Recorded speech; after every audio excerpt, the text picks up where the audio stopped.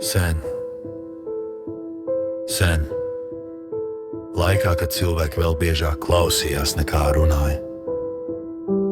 Dzīvoja cilvēks, kurš gribēja saprast, kas dzīvē ir pats svarīgākais.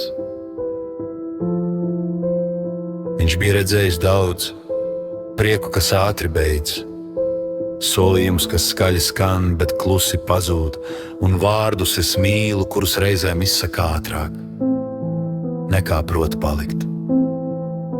Tāpēc kādu dienu viņš aizgāja pie veca tilta pāri upei un apsēdās gaidīt. Ne atbildi, bet patiesību.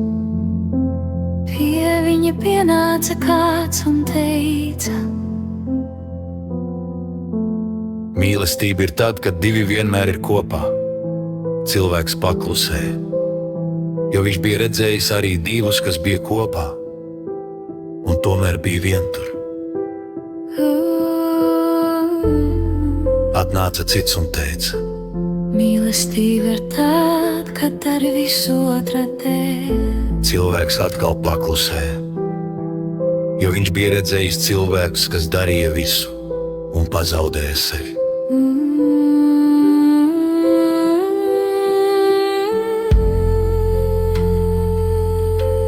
Tad pienāca sieviete ar mierīgām acīm.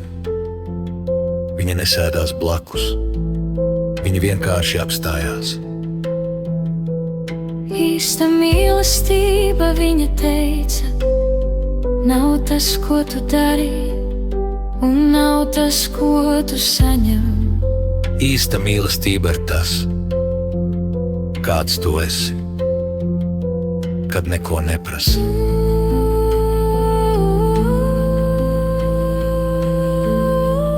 Cilvēks skatījās upē, ūdens tecēja.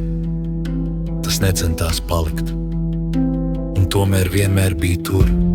Mīlēt, sieviete turpināja. Nozīmē vēlēt otram dzīvot, ar tevi vai bez tevis, priekā vai savā ceļā.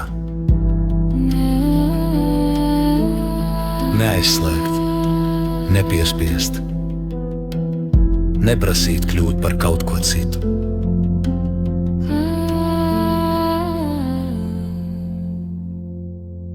Tad mīlestība ir atlaišana. Cilvēks jautāja. Sieviete pasmaidīja. Nē, mīlestība ir palikšana bez važām, ja paliek. Tas ir dārgums, ja aiziet, tā nav sakāla. Cilvēks saprata kaut ko ļoti svarīgu. Svarīgākais dzīvē nav būt izvēlētam. Svarīgākais ir būt patiesam. Nevis turēt, bet netraucēt. Nevis pierādīt, bet nesagraut.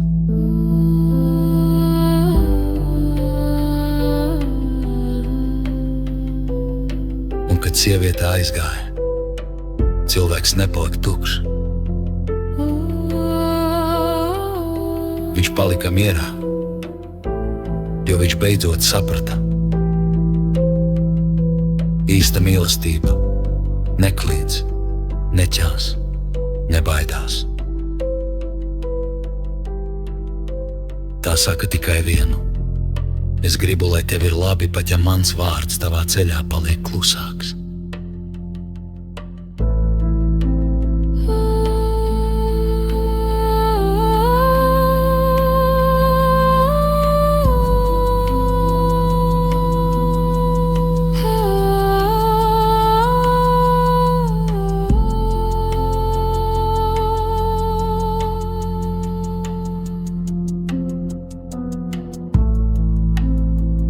Pasaka beidzas tieši šeit, jo īsta mīlestība nav stāsts ar beigām. Tā ir stāvoklis, kurā cilvēks beidz cīnīties ar dzīvi un sāk dzīvot godīgi.